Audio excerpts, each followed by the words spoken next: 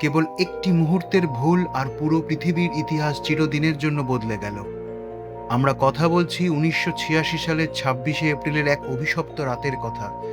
তৎকালীন সোভিয়েত ইউনিয়নের প্রিপিয়াত শহর, যে শহরটি ছিল পারমাণবিক শক্তির এক ঝলমলে নিদর্শন, সেখানে নিমেষেই নেমে এসেছিল এক ভয়াল মহাপ্রলয়, চেরনোবিল। রাত তখন 1:23। 4 নম্বর চুল্লিতে একটা পরীক্ষা চলার সময় ঘটে গেল পৃথিবীর ইতিহাসের সবচেয়ে ভয়াবহ পারমাণবিক দুর্ঘটনা। ভয়ানক এক বিস্ফোরণে উড়ে গেল রিঅ্যাক্টরের ছাদ। আকাশে ছড়িয়ে পড়ল বিষাক্ত অদৃশ্য তেজস্ক্রিয়তার মেঘ, যা হিরোশিমা নাগাসাকির পারমাণবিক বোমার চেয়েও 100 গুণ বেশি মারাত্মক।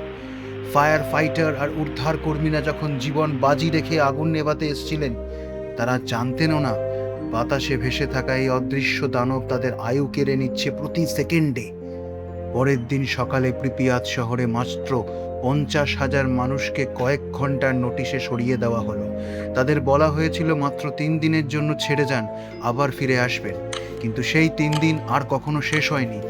শিশুদের খেলনা ডল, মে ফেয়ার উদযাপনের জন্য তৈরি করা বিশাল আকার জংধরা নাগরদোলা, কিংবা স্কুলের টেবিলে ফেলে যাওয়া বই, সব কিছু ঠিক তেমনই রয়ে গেল। সময় যেন থমকে দাঁড়ালো 1986 সালে সেই একটা রাত্রিতেই। আজ প্রিপিয়াত এক ভুতুড়ে শহর। মানুষহীন খাঁ করা নীরবতা ঢেকে রেখেছে চেরনোবিলের সেই অবরুদ্ধ অঞ্চলকে। অদ্ভুতভাবে মানুষের অনুপস্থিতিতে সেখানে আজ রাজত্ব করছে ঘন জঙ্গল আর বুনো নেকড়েদের দল। বিশাল এক ইস্পাতের তৈরি সার্কোফেগাস বা প্রতিরক্ষা বলয় দিয়ে ঢেকে রাখা হয়েছে সেই অভিশপ্ত 4 নম্বর রিঅ্যাক্টরকে, যাতে ভেতরে বন্দি থাকা সেই পারমাণবিক রাক্ষস আর কখনো বাইরে বের হতে না পারে। চেরনোবিল কোনো সাধারণ দুর্ঘটনাস্থল নয়। চেরনোবিল হলো মানুষের অহংকার আর বিজ্ঞানের বেপরোয়া ভুলের এক জলজান্ত স্মারক।